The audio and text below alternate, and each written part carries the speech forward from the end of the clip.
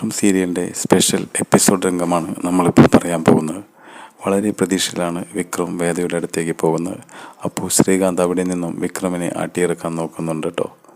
പക്ഷേ അപ്പോഴൊന്നും വേദ തൻ്റെ ഒപ്പം വരുമെന്നും അവനോട് സംസാരിക്കുമെന്നൊക്കെ വിക്രമിന് പ്രതീക്ഷയുണ്ട്. പക്ഷേ വിക്രം വിചാരിച്ച പോലെ ആയില്ല കാര്യങ്ങൾ. വേദയുടെ വാക്കുകൾ കേട്ട് വിക്രം ആകെ തകർന്നു നിൽക്കുന്ന രംഗമാണ് അപ്പോൾ ഉള്ളത്. അപ്പോൾ തന്നെ മാഷിനോട് ഒരു കാര്യം വേദ പറയുന്നുണ്ട്. ഞാൻ ഈ തീരുമാനം എടുത്തില്ലെങ്കിൽ നമ്മുടെ കുടുംബത്തിൽ പലരുടെയും കണ്ണു നിറയേണ്ട ഒരവസ്ഥ വരുമായിരുന്നു എന്ന് മാഷിനോട് പറയുമ്പോൾ ആ വാക്കിലൂടെ തന്നെ മാഷ് വേദയെ മനസ്സിലാക്കുന്നുണ്ട്. മാഷിനറിയാം ഒരു കാര്യവുമില്ലാതെ വേദ തന്നെയും തൻ്റെ കുടുംബത്തെയും വിട്ടു പോകില്ല എന്ന്. അതിനു പിന്നിൽ ഒരു വലിയ കാര്യമുണ്ടെന്നും മാഷിന് നല്ലപോലെ മനസ്സിലായിട്ടുണ്ട്. അങ്ങനെ വിക്രം ഇനി ഒരിക്കലും തൻ്റെ ജീവിതത്തിലേക്ക് വേദ വരില്ല എന്ന് ഉറപ്പിച്ചു അവിടെ നിന്നും ഇറങ്ങുകയാണ് കേട്ടോ. അങ്ങനെ വിക്രം ഈ കാര്യങ്ങളൊക്കെ കമലമ്മയോട് പറയുമ്പോൾ നന്ദിനി ഇടയ്ക്ക് കയറി പറയുന്നുണ്ട്. ഇപ്പോൾ എങ്ങനെയിരിക്കുന്നു അവൾ ഇവിടെ വന്നു? എന്തു ഷോ ആയിരുന്നു! വിക്രമിനെ നല്ലവനാക്കാനും ഈ കുടുംബത്തിന് വേണ്ടി അങ്ങനെ ഇങ്ങനെ ചെയ്യും എന്തൊക്കെ അവൾ ഇവിടെ കാട്ടിക്കൂട്ടി. എനിക്ക് നന്നായി അറിയാമായിരുന്നു എന്നൊക്കെ പറയുന്നുണ്ട്. എല്ലാവരും അവളെ തലയിൽ വെച്ച് നടക്കുകയല്ലേ, അനുഭവിച്ചു എന്നൊക്കെയും കളിയാക്കി അവൾ വീണ്ടും പറയുന്നുണ്ട്. അമ്മേ, ഞങ്ങളേ ഉള്ളൂ അമ്മയ്ക്ക്, അത് അമ്മ മറക്കണ്ട. അവളെ കുറേ തലയിൽ കൊണ്ട് നടന്നതല്ലേ, അനുഭവിച്ചോ അങ്ങനെയൊക്കെ പറഞ്ഞ് നന്ദിനി പോവുകയാണ്. അത് കേൾക്കുമ്പോൾ വിക്രമിന് വീണ്ടും സങ്കടമാകുകയാണ് കേട്ടോ. അപ്പോൾ കമലമ്മ പറയുന്നുണ്ട്, എൻ്റെ നന്ദിനെ ഒന്ന് നിർത്തുന്നുണ്ടോ നീ? ഒന്നാമത് അവൻ്റെ മനസ്സ് ആകെ തളർന്നിരിക്കുകയാണ്. അതിനിടയിൽ നിൻ്റെ ഈ കുത്തിനോവിക്കലും. നീ ഒരു ആശ്വാസവാക്കാണ് പറയേണ്ടത് ഈ സമയത്ത്. പിന്നെ ആശ്വാസവാക്ക്? പോയവൾ പോയി, ഇനി അവൾ വരാനൊന്നും പോകില്ല, അഹങ്കാരിയാണ് അവൾ എന്നൊക്കെ അവൾ പറയുന്നുണ്ട്. ആ രാധയാണ് അവൻ്റെ ഭാര്യയെങ്കിൽ ഇവിടെ മിണ്ടാണ്ട് ഇവിടെ കഴിഞ്ഞേനെ. അത് പറഞ്ഞപ്പോൾ എല്ലാവരും കൂടെ ഞാനൊന്നും പറയുന്നില്ല എന്നൊക്കെ പറഞ്ഞ് നന്ദിനി പോവുകയാണ് കേട്ടോ. ഈ സമയത്ത് ശ്രീജയടുത്ത് പറയുന്നുണ്ട്, നീ ഒന്നുകൊണ്ടും വിഷമിക്കേണ്ട വിക്രം, അങ്ങനെ ഒന്നും പോകുന്ന പെണ്ണല്ല.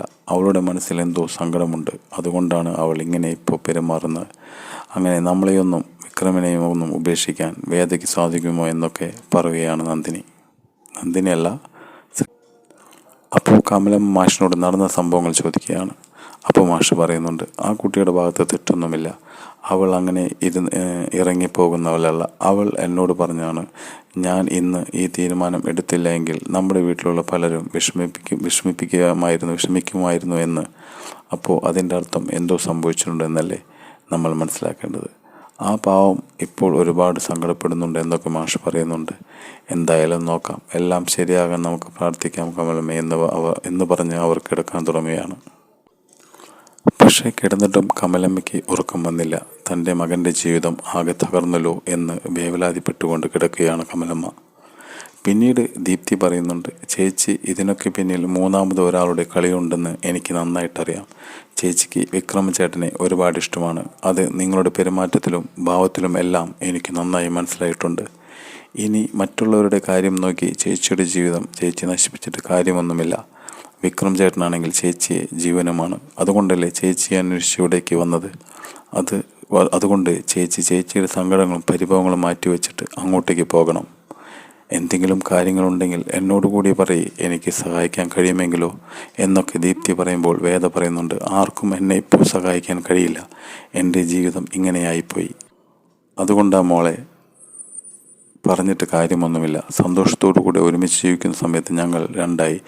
ഇനി വരും കാലങ്ങളിൽ ഇങ്ങനെയൊക്കെ തന്നെ ആയിരിക്കും എന്നൊക്കെ പറഞ്ഞ് പൊട്ടിക്കരയുമ്പോൾ ദീപ്തി പറഞ്ഞു, ഇതിൻ്റെ പിന്നിലുള്ള കാര്യങ്ങൾ ഞാൻ കണ്ടുപിടിച്ചോളാം. എൻ്റെ ചേട്ടനാണോ എന്ന് പോലും എനിക്ക് സംശയമുണ്ട്. കാരണം നിങ്ങൾ ഒരുമിച്ച് ജീവിക്കുന്നത് ഏറ്റവും വെറുപ്പോടെ കാണുന്നത് നമ്മുടെ ചേട്ടനാണല്ലോ. അതുകൊണ്ട് ചേട്ടനാണോ എന്ന് എനിക്ക് നല്ല സംശയമുണ്ട്. ചേച്ചി ഇനി ഒന്നും പറയണ്ട, ഞാൻ കണ്ടുപിടിച്ചോളാം എന്നൊക്കെ പറഞ്ഞു ദീപ്തി പോവുകയാണ്. അങ്ങനെ ദീപ്തി ശ്രീകാന്തിൻ്റെ ഓരോ നീക്കവും ശ്രദ്ധിക്കുന്നുണ്ട്, ഫോൺ വരുമ്പോഴും വിളിക്കുമ്പോഴുമൊക്കെ. എന്തായാലും ശ്രീകാന്തായിരിക്കും ഇതിനു പിന്നിലെന്ന് ദീപ്തി മനസ്സിലാക്കുന്നുണ്ട്. അങ്ങനെ ദീപ്തി വിക്രമോട് ചെന്ന് കാര്യങ്ങളൊക്കെ സംസാരിക്കുന്നുണ്ട്. ദീപ്തിയും ദർശനും കണ്ടുപിടിക്കുകയാണ് ഡിവോഴ്സ് പെറ്റീഷൻ ഒപ്പിട്ടത് കൊടുത്തതും അതിന് പിന്നിൽ ശ്രീകാന്താണെന്നും എല്ലാം. അങ്ങനെ മാഷെ തട്ടിക്കൊണ്ടുപോയത് പിന്നിലും ശ്രീകാന്ത് തന്നെയാണെന്നും അവർക്ക് മനസ്സിലായി. എല്ലാ കാര്യങ്ങളും ദീപ്തിയും ദർശനും വിക്രമനോട് പറഞ്ഞു കഴിയുമ്പോൾ വിക്രം ബൈക്കിലേക്ക് ചാടിക്കയറുകയാണ് കേട്ടോ. അപ്പോൾ ഓടിച്ചെന്ന് ദീപ്തി പിടിക്കുന്നുണ്ട്. വിക്രം ചേട്ടാ, ഒന്നും എടുത്തു ചാടി ചെയ്യരുത്. എന്തിനാണ് ഇത്ര ദേഷ്യത്തിൽ പോകുന്നത്? ഏട്ടനെ കാണാനാണോ? ഏട്ടനെ ഇപ്പോൾ ഒന്നും ചെയ്യരുത്. ഞാൻ ഈ പറഞ്ഞ കാര്യങ്ങളൊക്കെ വിക്രം ചേട്ടൻ അറിഞ്ഞു എന്ന് പോലും ഇപ്പോൾ ആരും അറിയരുത് എന്നൊക്കെ പറയുമ്പോൾ അവനെ അങ്ങനെ വിട്ടാൽ പറ്റില്ലോ എന്ന് പറയുമ്പോൾ ദീപ്തി പറയുന്നുണ്ട്, വിക്രം ചേട്ടാ ഇത് കൂടുതൽ പ്രശ്നത്തിലേക്ക് പോകും എന്നൊക്കെ.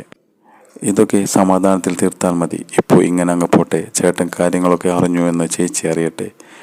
നിങ്ങൾ പറഞ്ഞു തീർത്താൽ തീരാവുന്ന പ്രശ്നങ്ങളെ അല്ലേ ഉള്ളൂ എന്നൊക്കെ ദീപ്തി പറയുന്നുണ്ട് കേട്ടോ. അതിനിടയിൽ കുറേ സംഭവവികാസങ്ങൾ നടക്കുന്നുണ്ട്. അതൊക്കെ നമുക്ക് അടുത്ത എപ്പിസോഡിൽ പറയാം കേട്ടോ. എല്ലാവരും സബ്സ്ക്രൈബ് ചെയ്യണേ.